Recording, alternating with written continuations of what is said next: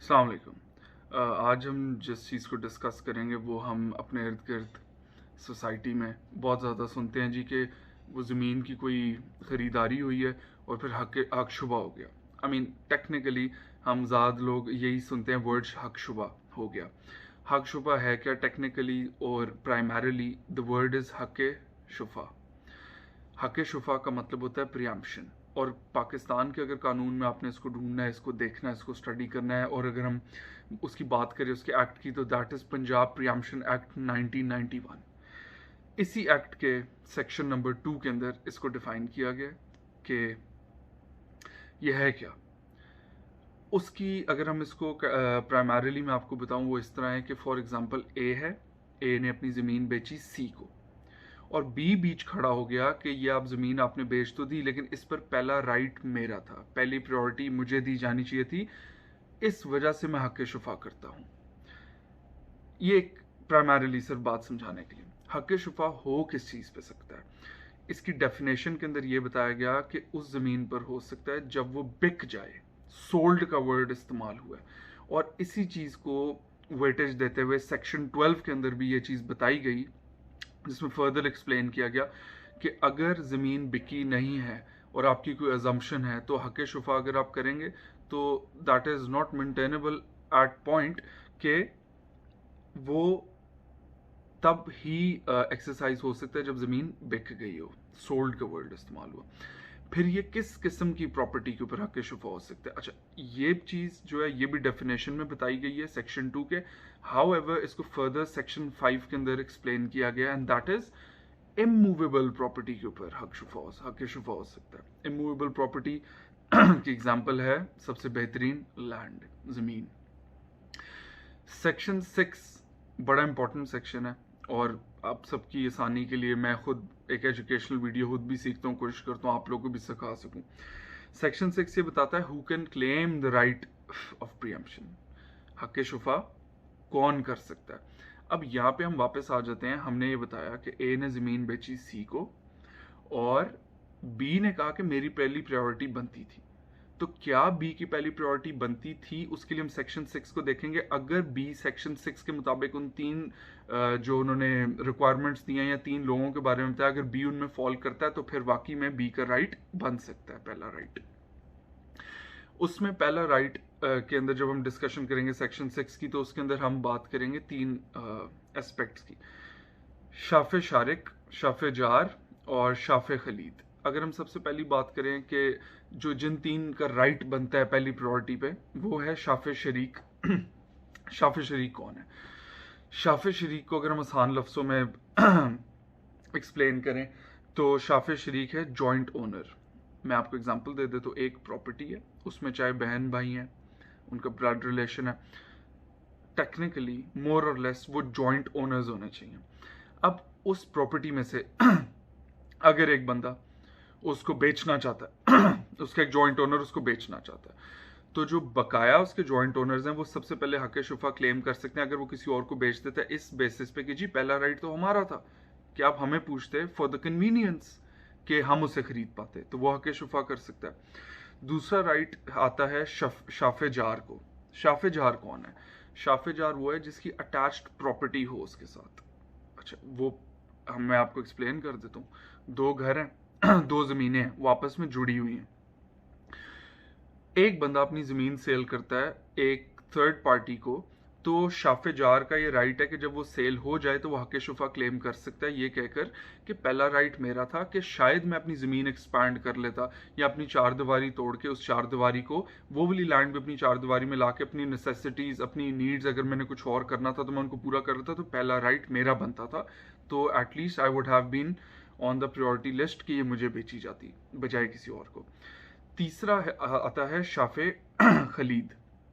शाफे खलीद को अगर हम एक्सप्लेन करें तो शाफे खलीद क्या है? शाफे खलीद वो है कि जो उस प्रॉपर्टी से जो आपने बेच दी उसका वहां पर कोई राइट ऑफ वे था, उसका कोई रास्ता गुजरता था या पानी उसका वहां से आता था, तो उसको डर हो कि अब जो नया बंदा जो जमीन को खरीद रहा है वो शायद मेरा रास्ता बंद कर देगा या मेरा पानी बंद कर देगा। तो अकॉर्डिंग टू द हक शुफा according to the Punjab preemption act 1991 ये मेरा राइट बनता था कि पहली प्रायोरिटी बेचने की मुझे दी जाती।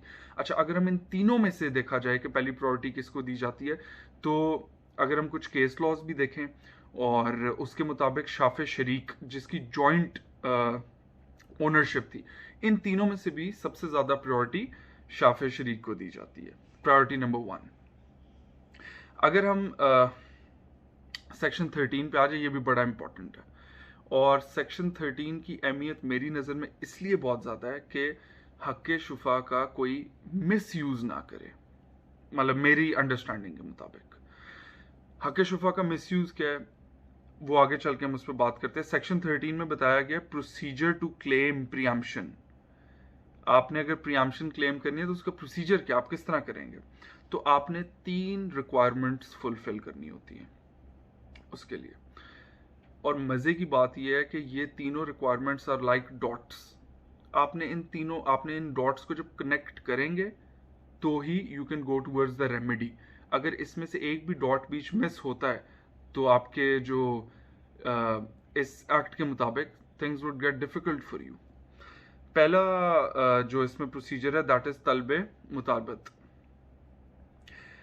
तलबे मुआतब की अगर हम बात करें तो वो ऐसा है कि उसके अंदर आप कहीं बैठे हो, आप हो बी, ए ने सी को ज़मीन बेच दी और उसका आपको फॉर एग्जांपल आप किस जगह बैठे हो वहां पे आपको पता लगता है कि ए ने सी को ज़मीन बेची, आप बी हो। जो हमने पहली 3 चीज़ें बताई, 3 लोग जिनका राइट है, आप उनमें से कोई एक हो और आपको ये पता लगता है। जिस टाइम आपको पता लगता है और जिधर आपको पता लगता है आप उधर ही सडन डिमांड करते हो कि ये मेरा राइट बनता था और ये मुझे मिलनी चाहिए। आप सोसाइटी में कहीं बैठे हो, रोना डिनर, रोना लंच, आप किसी भी जगह बैठे हो, कई लोगों के साथ बैठे हो, तो जैसे ही आपको इतला मिले तो सडनली आप डिमांड करो हक़ शुफा कि ये मेरा राइट बनता था, नॉलेज मिलते ही, जैसे ही आपको नॉलेज मिले। दूसरा इसका एलिमेंट है दैट इज तलबे तकरार, इसको तलबे शाद भी कहते हैं। ये क्या है कि इसके अंदर आपने पहले जितनी भी बात आपने की दैट इज उसके अंदर कुछ डॉक्यूमेंट्स रिलेट नहीं कर रहे, डॉक्यूमेंट्स अभी तक नहीं बीच आए, आपको इतला मिली, आपने उधर ही सडनली उस पर रिएक्ट किया, सडन डिमांड की फॉर हक़ शुफा। उसके बाद तलबे शाद के अंदर आपने ये डिमांड जो है वो डिमांड आपने की documented demand in the presence of 2 witnesses, और वो 2 विटनेसेस सेम 2 विटनेसेस वही हो सकते हैं जो उस टाइम उधर बैठे हों जब आपको इतला मिली। ये भी पॉसिबल है कि उधर वो भी विटनेसेस हो सकते हैं, जिसके साथ फिर यू सेंड नोटिस, आप एक नोटिस भेजते हो ए को और उसके अंदर उन आपके जो 2 विटनेसेस हैं उनके साइंस भी होते हैं, आपके अपने साइंस होते हैं, आप उसे बताते हो, अपनी सारी प्रोसीजर बताते हो कि अगर मैं इसमें शाफे शरीक था, शाफे जार था, शाफे खलीद था तो मेरा ये राइट क्यों बनता था कि पहले आप मुझे क्यों बेचते, और मेरा ये राइट मुझे इसकी वजह से बहुत ज़्यादा नुकसान हो जाएगा। और आप पूरी उसमें अपना एक सारे एलिमेंट्स को डिस्कस करते हुए एक notice with following the due process, वो भी इसी एक्ट में एक प्रोसेस दिया हुआ है, आप उसे भेजते हैं। नाउ इट इज़ डॉक्यूमेंटेड, वो एक रिटन फॉर्म के अंदर आ गया।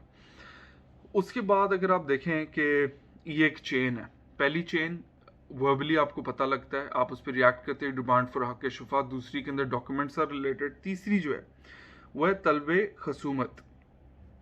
इसके अंदर क्या होता है कि आप कोर्ट से रिलीफ सीख करते हैं, you go to the court.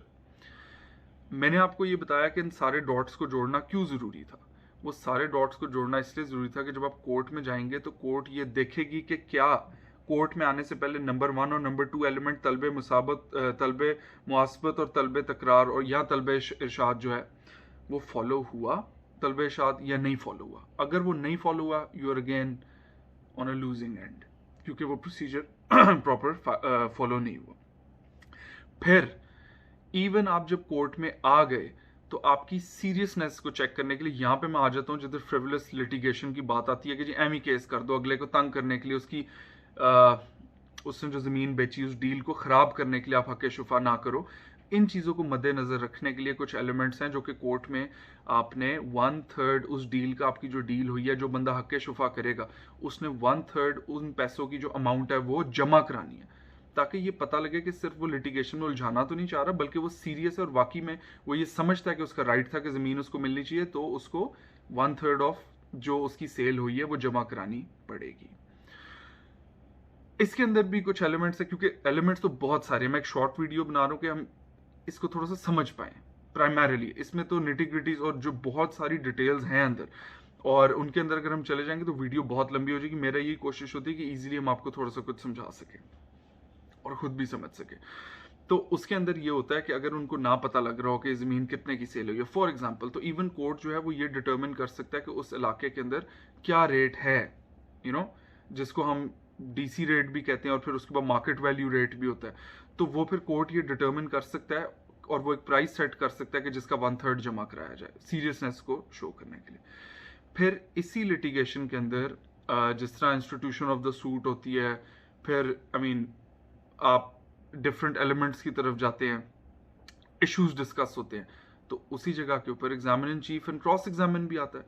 तो क्रॉस एग्जामिनेशन भी इसमें बड़ा वाइटल पार्ट प्ले करता है कि कोई फ्रिवलेस लिटिगेशन ना करे। वो क्योंकि हमने जो पहले सेक्शन 13 में 3 एलिमेंट्स की बात की कि वो 3 एलिमेंट्स पूरे होने चाहिए, उसमें जो पहला एलिमेंट था और दूसरा एलिमेंट था, उसके अंदर ये बताया गया कि आपको इस टाइम इतला मिली, फिर आपके जो 2 विटनेसेस हैं उनके बारे में बताया गया। तो क्रॉस एग्जामिनेशन के अंदर आपने जो चीज़ बताई अपना जो नोटिस के अंदर कि मुझे इस तरह इतला मिली, ये 2 विटनेसेस थे, उसके ऊपर क्रॉस एग्जामिनेशन के अंदर भी अगर वो फ्रिवलेस है तो क्रॉस एग्जामिनेशन भी it's kind of a remedy for this certain case, कि उसके अंदर आपकी जो क्रॉस एग्जामिनेशन है अगर वो फ्रिवलेस केस है तो there could be a chance कि वो जो चेन, वो जो डॉट्स हैं सारे जुड़ रहे हैं, वो कहीं ना कहीं क्रॉस एग्जामिनेशन की वजह से टूट जाएं, और जो दूसरी पार्टी है वो साबित हो जाए कि कुछ उनका जो मेंजिया, उनकी इंटेंशन है वो ठीक नहीं थी।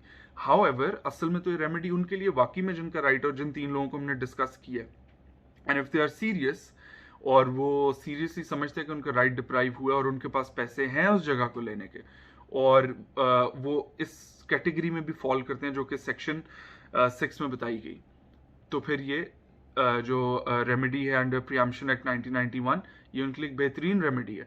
और अगेन ये फ्रिवलेसली इस्तेमाल ना हो लिटिगेशन में किसी को तंग करने के लिए, तो उसके लिए भी मैंने एलिमेंट्स डिस्कस किए कि क्या इसके एलिमेंट्स हैं। तो मोर और लेस आज बात करने का मकसद ये था कि हम आपको थोड़ा सा इसको एक्सप्लेन कर सकें कि ये हम सुनते तो बहुत है जी, हक शुबा, हक शुबा हो गया, हक शुफा हो गया, तो एक्चुअली एक आम इंसान को ये समझ आ सके कि इन एक्चुअल हक शुफा है क्या। तो आज की वीडियो में इधर एंड करते हैं, और मैं कोशिश